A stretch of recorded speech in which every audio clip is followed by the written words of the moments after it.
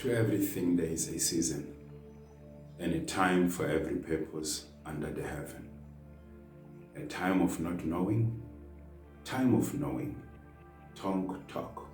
Thank you and welcome.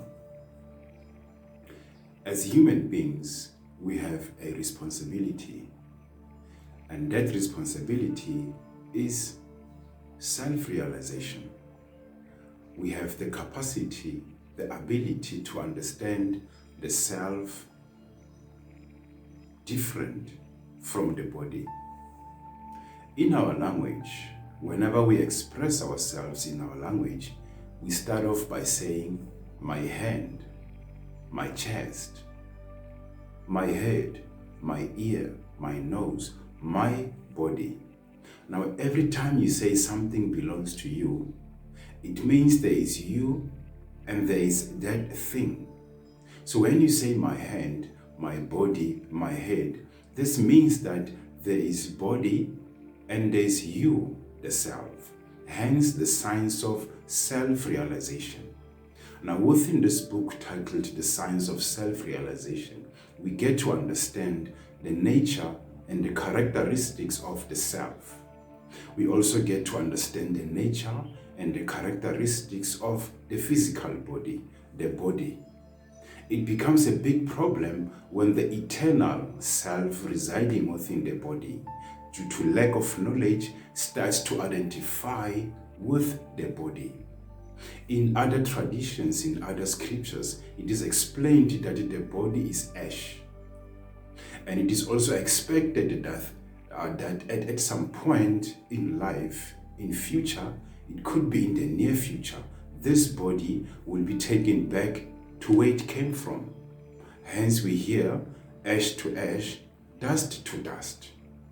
But that's not the same with the self inside this body, which is called ash. That's not the same.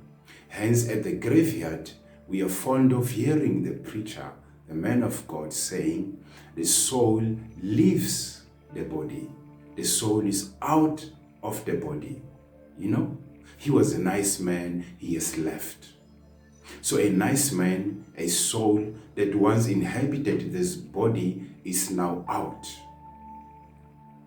We do come from somewhere, enter the womb to get the physical body.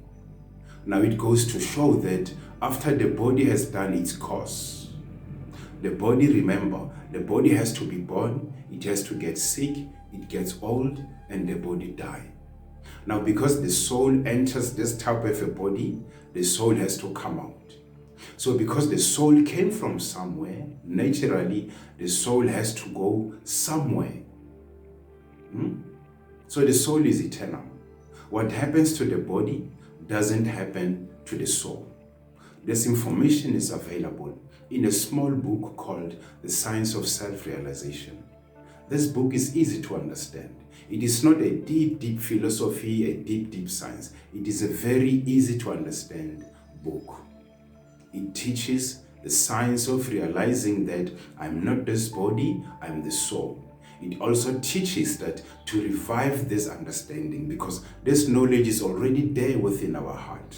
This knowledge is already there within our nature. But to revive this nature is the goal of human life. Human lives are supposed to understand the self above the physical body. We can't expect the same from animals. Animals don't have the capacity to understand the self different from the body. Animals are being pushed to live the way they live by the laws of nature. They are acting out of instincts. Well, that is there within us also, but also the unique position that we have in comparison to animals is that we are able to understand the self to be different from the body. That is the gift from God, that understanding. But then also, the difficulty comes now that so many people in this world find it difficult to understand, and they think this understanding belongs to other people. Sometimes when I go out in the streets and try to explain this thing to people, sometimes it's just quick to say, no, this knowledge this is Indian knowledge, this is Indian understanding. This understanding belongs to other people. Now this is ignorance. How can self-realization be something belonging to other people? How can knowledge of reincarnation, how can knowledge of the eternity of the soul, how can knowledge of the soul transmigrating from one body to the other, how can that knowledge belong to other people and not all of us? The science of self-realization is a gift from God to humanity. Because we cannot love God with all your heart until you begin to understand your nature. My nature is spirit, God is supreme spirit. Once this understanding is there within my mind, it becomes easy.